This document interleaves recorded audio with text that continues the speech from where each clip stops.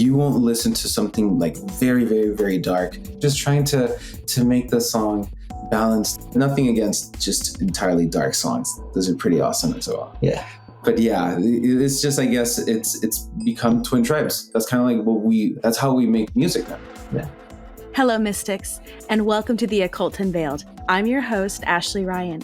And this week, I am delighted to bring you one of my favorite bands, dark wave duo Twin Tribes. Their music weaves occult symbolism into their lyrics. Join us as we explore the mystical allure of their sound and the esoteric influences that shape their otherworldly art. Welcome, Lewis and Joel. Hey, thank you for having us. Thanks for having us, Ashley. I first heard your music in 2020. I was in an occult store in Los Angeles called Pan's Apotheca. And I was like jamming out. I'm like, I don't recognize this. Like, I get the vibe. I get the sound. I was like, Vicky, who is this? And she's like, Twin Tribes. And you've been on my Spotify top playlist for like 3 years now. That's very cool. That's very cool. That's awesome. It's nice to see that it's, playing out in stores and record stores. We do get the occasional person that kind of tells us, I heard y'all in a clothing store and a record store. So that's really cool. And your music like really resonates with the occult, especially like when I was in that store. I was listening to, I think, Talisman. Talisman, a symbolic object believed to bring good luck, protection, or other magical benefits. And I heard like certain words and I'm like, who is talking about talismans in music? Like, I have to know this. What do you guys, where did this come from? Is this something that is like really personal to you? Like the occult, talismans, crystals, where does that come from? We were at some point in our lives exposed to this. And for me, it was through an uncle that by coincidence, he had, it was like, I guess like an occult glossary or something. I must have been like 10 or 11 years old, and it had like a book cover. We're from a religious, Mexican Catholic family. So he definitely didn't want for anybody to see the book. So I bumped into it by chance, and I thought it was like very interesting. And in my mind, all of this is real, right? And this is crazy. And ever since then, I just kind of got like an interest for the occult. So anytime I got a chance that I bumped into a book or read something online or saw a video on YouTube, it's like it caught my attention. And when we were writing for the band, I guess we kind of wanted to create a band that we wanted to see, that we liked. And it's just something that has probably been present in other bands and in previous decades. But we thought it would be, it kind of goes hand in hand with what we were trying to do with Twin Tribes. And we were kind of marketing the band and as if it were a cult. And not that we are one, we just wanted to, just kind of like be heard. And in the beginning, that's kind of like how we marketed ourselves. But that's kind of how it was for me and how I got interested in how we eventually started writing for the band. So that glossary, do you remember any words that caught your eye when you were that young? It's probably the first time that I saw like pentagrams and symbols and sigils and things that I didn't know at the time. So it was just, it really stood out. And I think anybody growing up, is like interested in magic at some point. I can't remember exactly what I saw, but it was just definitely early symbols. I can relate to that. So I think the first like occult thing I ever truly saw, wouldn't think of it as a cult, but it's actually the crucifix. That is a lot of deep mysteries behind it. And I remember like seeing it. First of all, I was terrified. I was very scared as a child looking at it. But as you unpack symbols, like, yes, the cross means one thing, but it also has many other occult meanings behind it. And I love that's the symbolism that catches you. I think that's what speaks to most people. Yeah, totally. I agree. It's a very scary thing at first to kind of like grasp religion, the whole concept. Learning that as a kid, the crucifix is in the very what do you call it, like very graphic Yes. like imagery. Religion freaked me out as a kid. I mean, especially in our culture, right? You know, that Mhm. Catholic, where we're from, the Valley, like mostly Hispanic population, it's something that's norm, right? Like Yeah. seeing, you know, a cross with, you know, Jesus nailed to it, blood. But and it's a very popular place that a lot of families, I've been there, you know, myself, Yeah, it's because, you know, shocking. yeah, it's very, very, as a kid, you know, it's kind of like, whoa. But you know, the other thing about the crucifix is that it's so dark. And I think that's something that we don't really look at. And I bet that probably had an influence on you one way or another. Yeah, totally. I mean, I later found out that it's like a torture device, horrible, Yeah. and yeah, it's just a very powerful symbol, and we see it everywhere. And at first, it was a little scary and a little freaky, but later it's just more interesting to I guess read about. Yeah, and I Yeah. mean, all the movies that might come out too are The Exorcist, and you know, like Oh, you know, it's just something that if it wasn't scary enough before, you know, that'll definitely do it. I totally agree. You know, there is a symbol that you talk a lot about in your music, and it's the hourglass. I'd love to know how you got there. What inspired you about the hourglass? We were writing Heart and Feather at the time at a warehouse, and um, we were kind of going for something like gothic and romantic at the same time, and a love story, and who can't relate to something like that, right? Like a love story. Mhm. And I think at the time, can't remember exactly how that came out, but Joel and I were just going back and forth, and we had already been trying to work in the hourglass, or the symbol, or just the whole concept of the hourglass, into one of the songs. And then Joel kind of, I think, came up with the chorus and said, a beautiful line.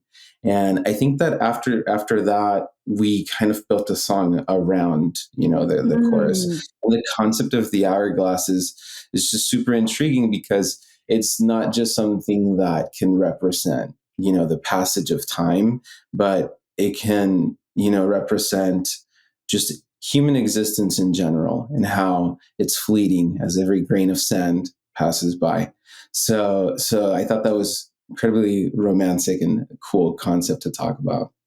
Yeah, for sure. And I think me personally, I've always been like kind of obsessed with time.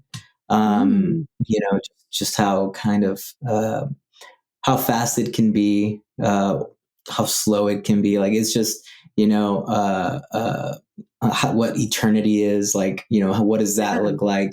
Is that something that we've heard, right, when you pass on through various forms, like your spirit lives on, or you get reincarnated, or you go to heaven in some religions. So like just the hourglass in general for me is like represents time, and that's something I've always been fascinated by.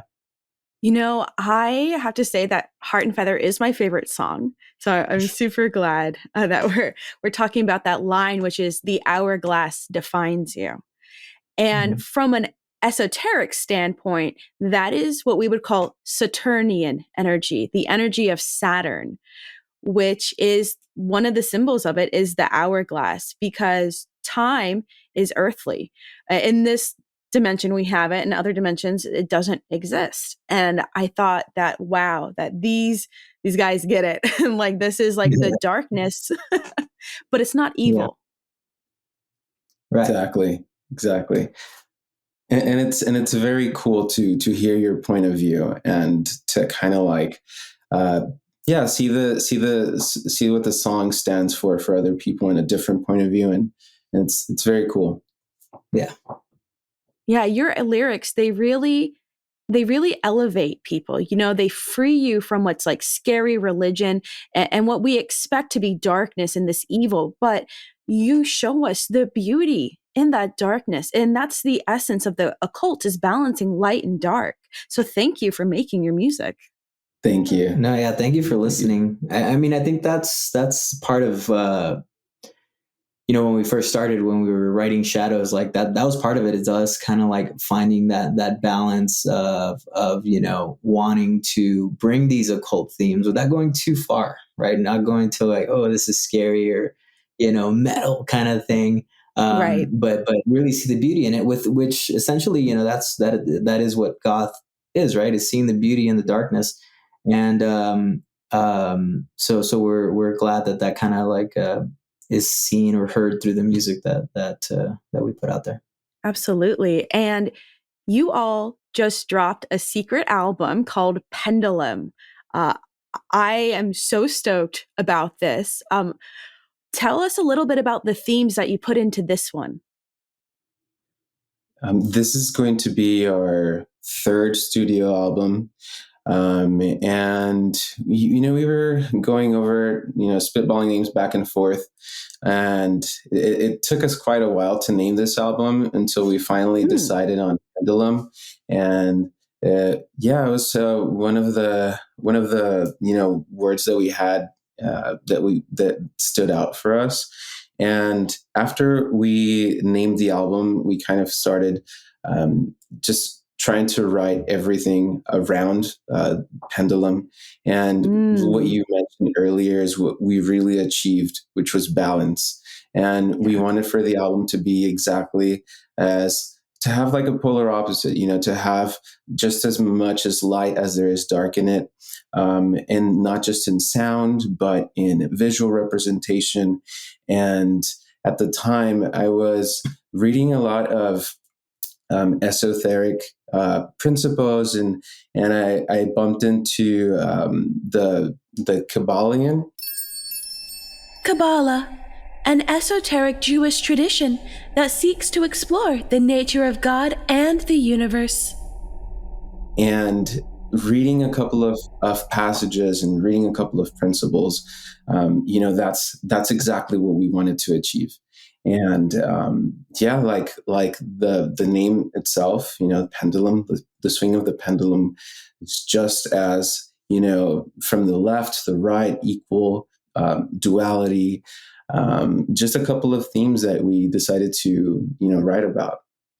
Very cool. The pendulum, right? That's a tool that we use in occultism, that where we are connecting. Some people think with spirit, but it's really with your unconscious mind. And you can what's back there, right? Because we are that balance of light and dark. I'd love to know, well, what was your favorite song on this new album? You go first. It's hard. I think for me, it's pretty relatively easy. I love the whole album and how we constructed it, because we, like Luis mentioned, we built it around the name, right? So yeah, and for the most part, we make our albums in this way, where we just we don't think, okay, let's get a bunch of songs, put them all together, and that's an album. Right. It's more like, all together, how does this all fit? So yeah, but I think for me, Cauldron of Thorns is probably my favorite. I think that's like, it really goes into, if you feel Heart and Feather is romantic, because some people really do. I've seen also on our social media, like people, using it for their wedding songs and stuff like that, which is so cool. But I feel like this is probably the most romantic, or like lovey kind of feeling song that we've written. And yeah, it's just something special, something different about it for me. And I just can't wait to play it live. Yeah, that's a very, very beautiful song. And I guess for me, it would be a song on the first side of the album called Temperance. And it kind of was inspired by, I don't even know. We were listening. We were seeing X-Files and a bunch of weird TV while we were in the studio, and it talks about just seeking truth. And I think that's my favorite song from the album. Seeking truth is hard. There's so much misrepresentation of truth out there. And what's really beautiful about music is that it's a way for you to express your own thoughts and your own feelings about truth. And I think that's something we've seen through a lot of magicians who've been on this show, is they're able to, as they say, speak your truth, but in a way that is, it's a creation. And that creation is like birth. And you create something which is esoteric in its essence. Absolutely. Yeah. Yeah, for sure. So I saw you when you came to Los Angeles at the El Rey last year. And we were in the pit for a while, my friend Ken and I, but we ended up in the back where I was dancing what he says, like as Wednesday Addams, like just flying around it. And that's amazing because I'm a very, I have a very rigid side to me. I have an academic side, but there's something about live music that really lets people shake loose and free themselves. What's it like performing for you on that stage? That was a very fun Monday. That was probably the coolest Monday in my life. It's surreal. It's crazy. This is stuff that we just dreamed about. We've heard, playing in LA is pretty difficult. LA crowd could be hard. But yeah, I mean, it's definitely a surreal experience. It's, you're exposed and very vulnerable, but you're doing like what you like to do. And, it's just incredible. Yeah, and I mean, when we play live, like it's definitely, I think, different for us than it would be for, say, an audience member. I think, well, I guess I'll speak for myself here. You kind of put yourself in a like out of body kind of thing where it's like, okay, it is me out there, right? But it's like a grander side of me, somebody who like kind of comes out only on stage. And so in a way it's a representation of me, a character. So I'm very focused on that, very focused on the music and really like giving the audience a show. I think as well as Luis is. And so that's what it feels like for me, right? But like, the way when I look back at videos and then I see the audience, and that's when I really start to feel like, wow, like that was a magical moment. That was really cool. I may not have felt it in that moment per se, but it's something cool to reflect back on afterwards.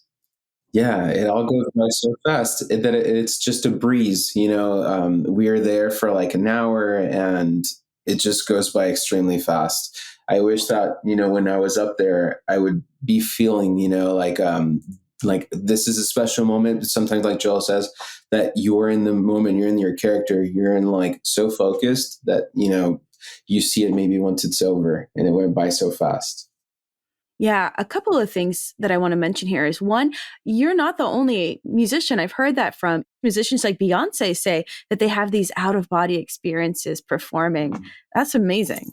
The second thing is when you conduct ritual, in a lot of ways you're taking on an energy, and it does, time flies and you don't recognize, like when you're performing or creating that moment for other people, like how it hits different for them. And I can totally relate that.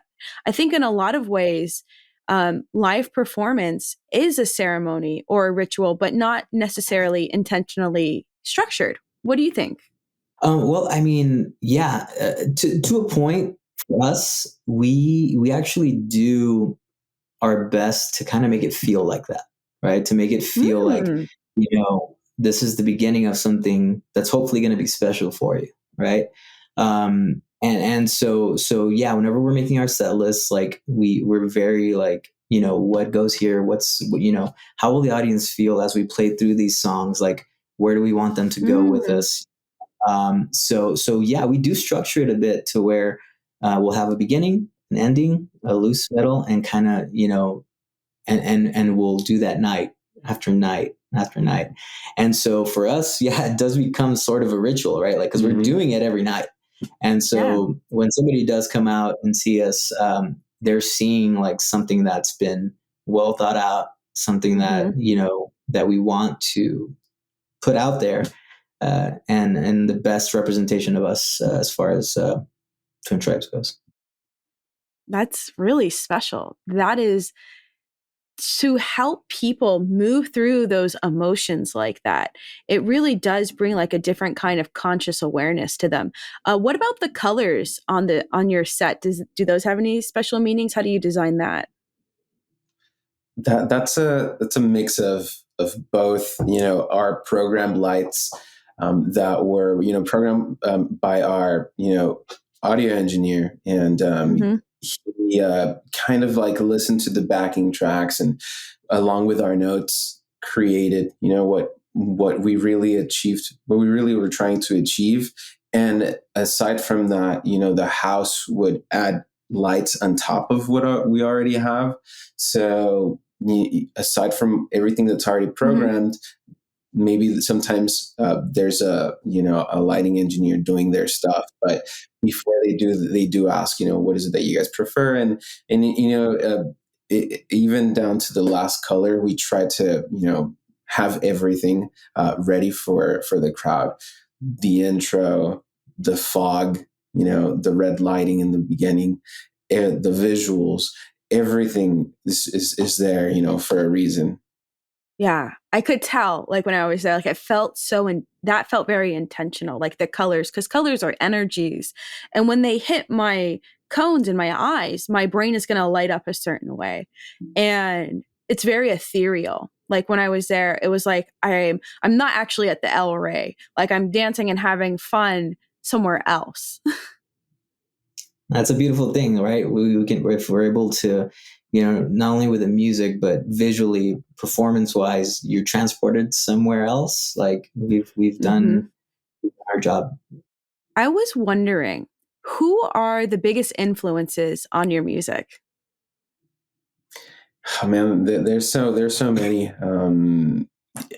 My biggest influence is Soda Stereo, and they're an Argentinian new wave band, rock band. But aside from that, there's The Cure, of course. There's Depeche Mode. Oh, Michael knows more about this than I do. Yeah, thanks, Pythion. It's really interesting when you look at where these bands came from, because everything has a cause and effect. You really have to start with Joy Division. Of course, Joy Division led to New Order, but they're really the birth of this. And then really before Joy Division, there was Magazine. Now, it all sort of came out of that wellspring of punk music, but punk went into a bunch of different things. It went into what's called post-punk. There was the new romantic strand, and you have bands like Duran Duran, you have bands like Susie and the Banshees, and really there was... Pythian, what have you done? Michael, we get it. Stop. Okay, sorry, I was just trying to explain to our listeners.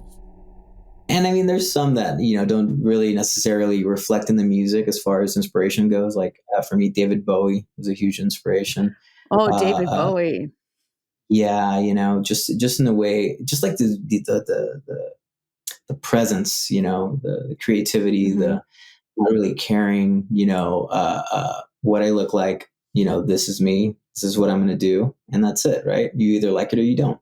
And so I think that has a lot to do with the attitude that we kind of take out there also on stage.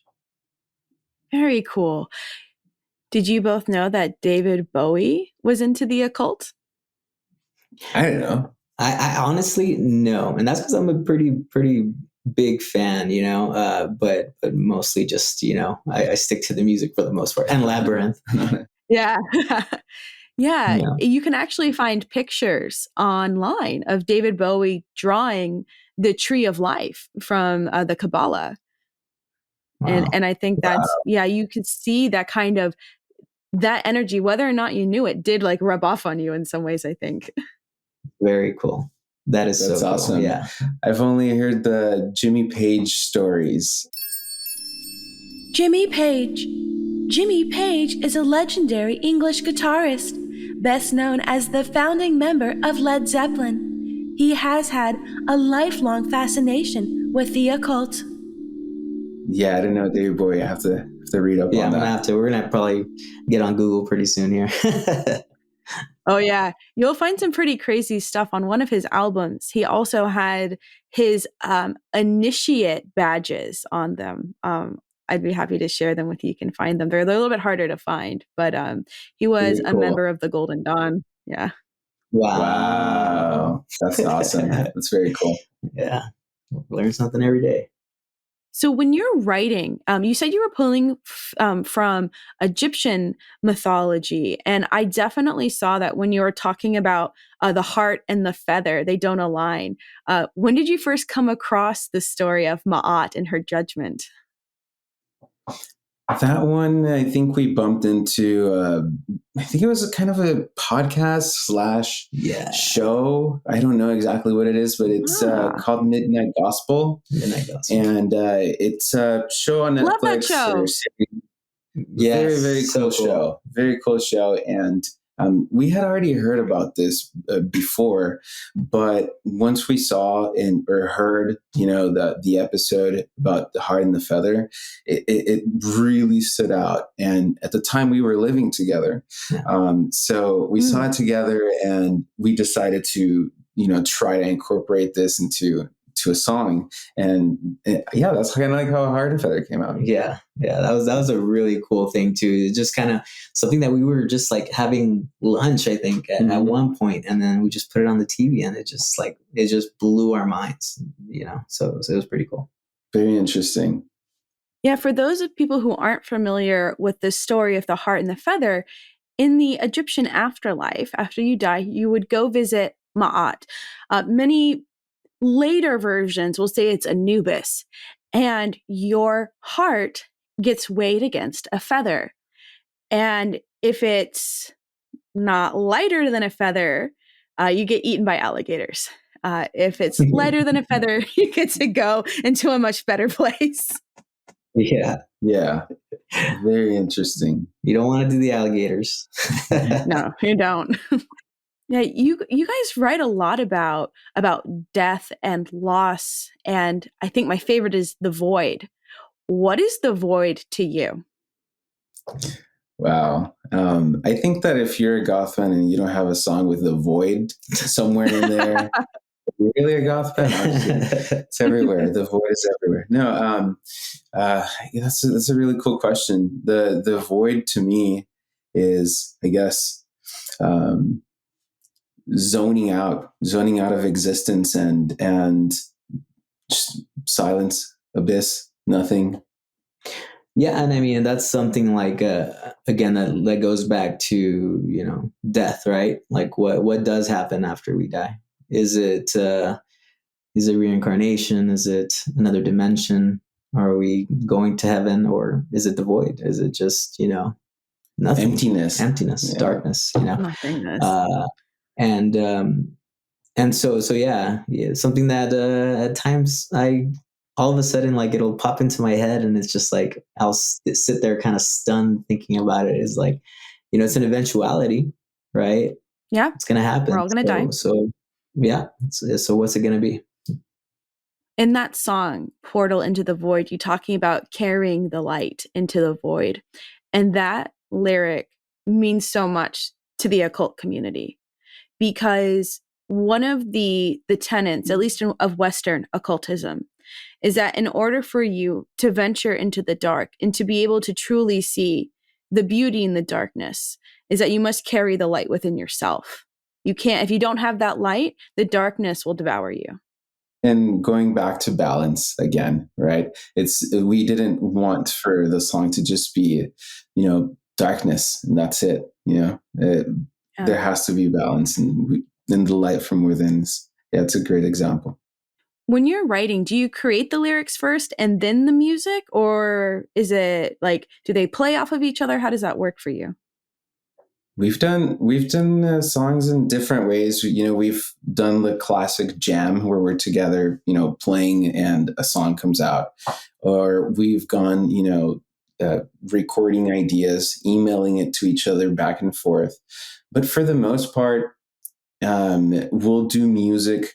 Joel will, write some lyrics down, and I'll write some lyrics down and have them in, just a little box ready to, whenever we're starting to write, hey, I got this, let's present these ideas. And that's kind of how, yeah, we wrote this new album. We had already so much ideas on our own, and then we started recording just music. And then once kind of like the music is not entirely done, but we have an idea of where we want to go with that song, we'll go back to lyrics and kind of just try to incorporate them.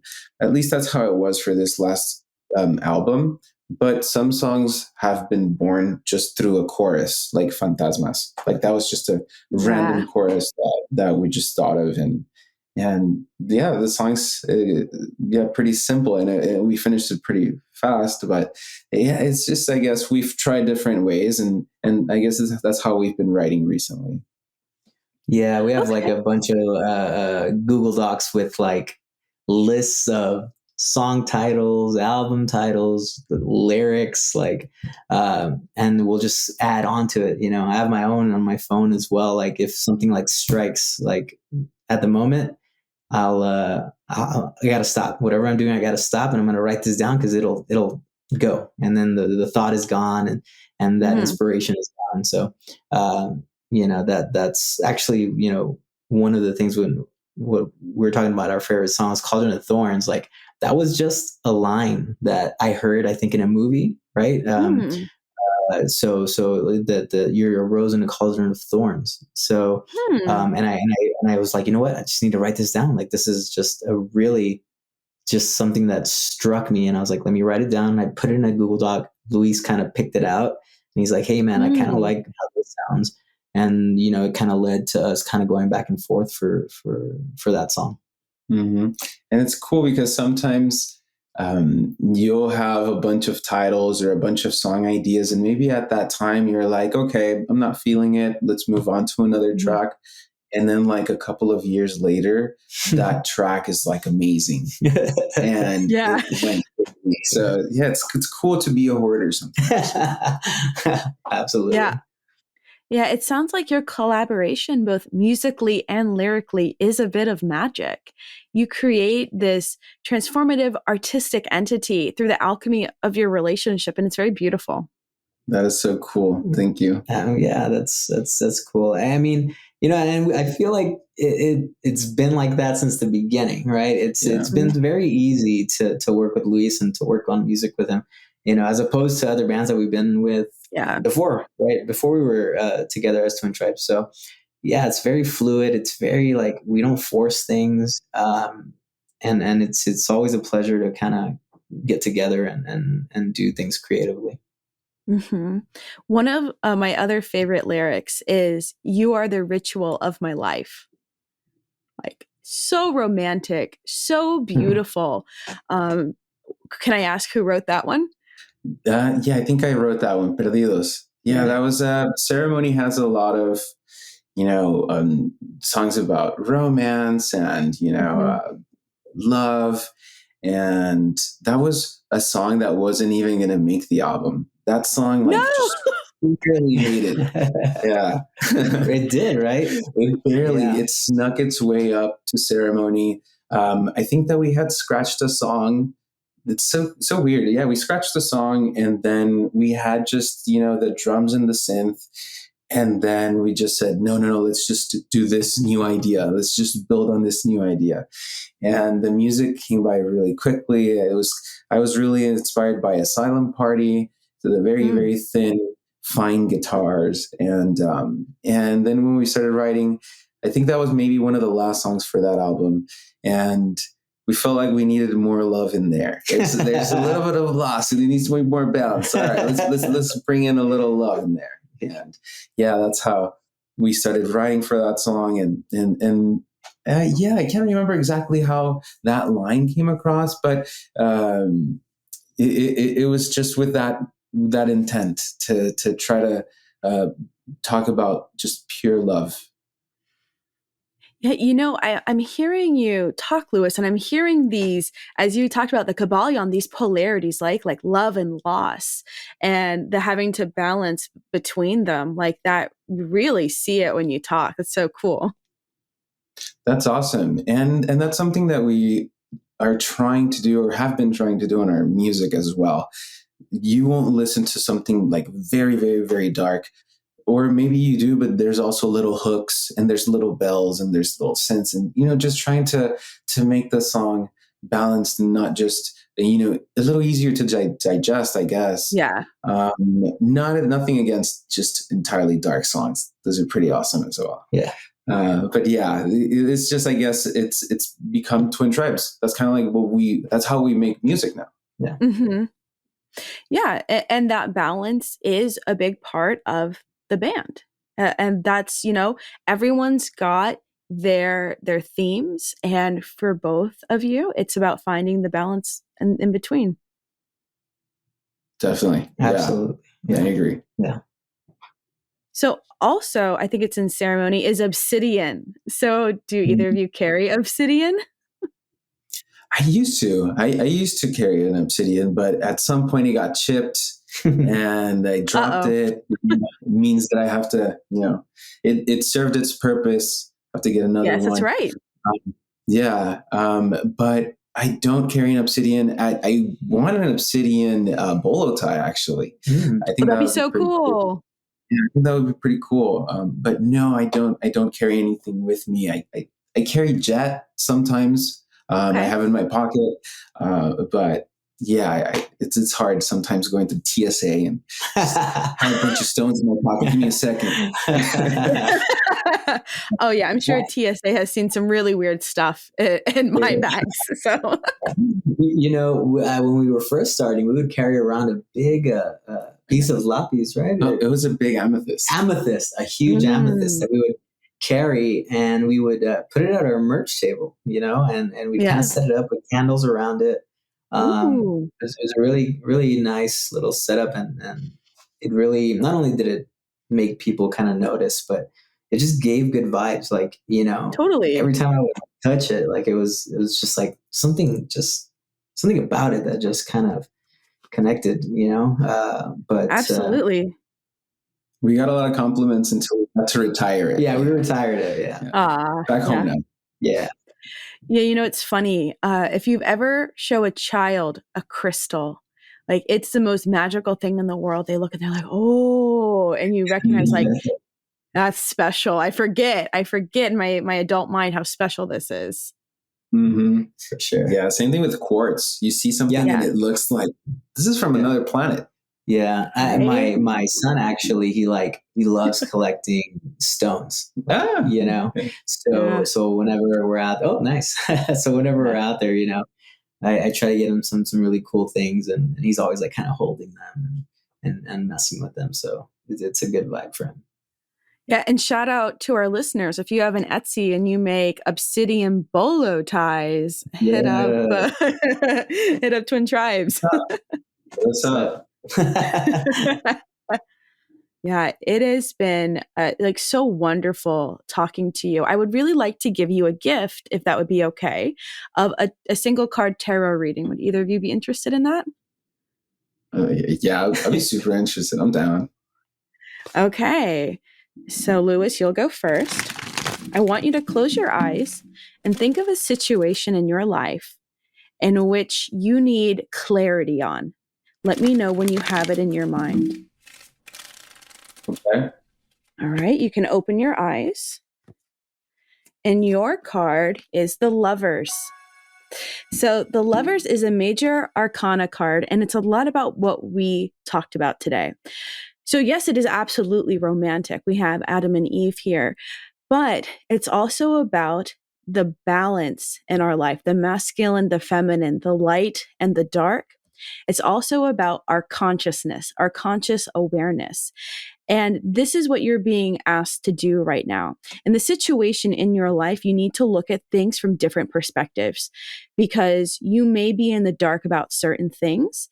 I'd also recommend, if you haven't, try lifting up your energies. Maybe send a prayer to either a past loved one or an angel that you know or care about that would be able to assist you in making that decision. Very cool. Thank you. Amazing. Wonderful. All right, Joel, are you ready? Sure, yeah. All right, so same process. Please close your eyes. And I would like you to think of a situation in your life in which you need clarity on. Okay. Great. All right, you may open your eyes. And your card is the Magician. Both of you got major arcanas. So the Magician is the person who can control all four elements. We have fire, which is the wand. This is your will, your passion, desire. The swords, which is air, your mind, your intellect, and thoughts. Cups, which represent your emotions and your relationships. And pentacles, which is your earth and material world. In your life, in this situation, anything that you want to happen can happen. This is my advice to you. Remember, what happens above is also that which is below. The energy that you send to this situation is going to affect it. I urge you to send positive thoughts to this. When you catch yourself in a negative rut, say, wait a second, that's not how I actually think and feel about this. Correct the thought. And that way you will be able to manifest what you desire. That's beautiful. Amazing. Very cool. Very, very amazing. You guys are amazing. Thank you so much for coming. I have one last question for you. Yeah. Do you think that music can link us to our higher selves? You talk about sometimes going out of your body or lyrics coming out of nowhere. Is it possible that through musical creation, we can connect to our higher selves? I think so. I think it's definitely possible. There are other cultures in the world that use sound and vibrations to achieve this, right? Monks. I think that everything that we're doing in the end is sending out energy that is going to turn into whatever people decide they like it. Their state of mood is, good, happy, positive, a lot of vibration, high. And, that's what I think that if that's possible, I don't see why, it couldn't achieve to this higher state. Yeah, I totally agree as well. I think music is a powerful form of art, right? That can not only, I think, connect you to your higher self, but transport you to, other places, different states of mind that are not only, positive, but things that you can reflect on, sadness, loss, right? Music can Absolutely. kind of, connect you to that feeling and hopefully kind of help push you through that, right? Or help you mend whatever's affecting you at that point. And I'm a very, very strong believer in that. I think music can be very healing. I agree 100%. Mm-hmm. So where can people find your new album? Well, I mean, it's going to be everywhere right away. So like Spotify, Bandcamp, YouTube, Apple Music. Yeah, we've already released Monolith. So you'll have a very cool video to go with that single. And we have more coming up, another one in December. And then January, we drop the whole album. So, and there's a lot to come with that. So we're very excited, and there's so many cool things on the horizon. And we're ecstatic for 2024. Yeah, definitely. Yeah, well, I'm excited too. I can't wait to see you again live. And to all of our mystics out there, stay magical. The Occult Unveiled is produced by F Street Productions and M is for Magic. Our executive producers are Ashley Ryan, Michael A. Simon, and Scott Kushner. Our show is produced by Deborah Simon. Our audio producer is Bill Schultz. Our talent booker is Perry Turcott. Laura Kaufman is our coordinator. Thank you for listening, and for more information on any of the topics you heard today, plus really cool links and ways to learn about Ashley, Pythian, and all of our guests, go to theoccultunveiled.com website. The Occult Unveiled, copyright 2023.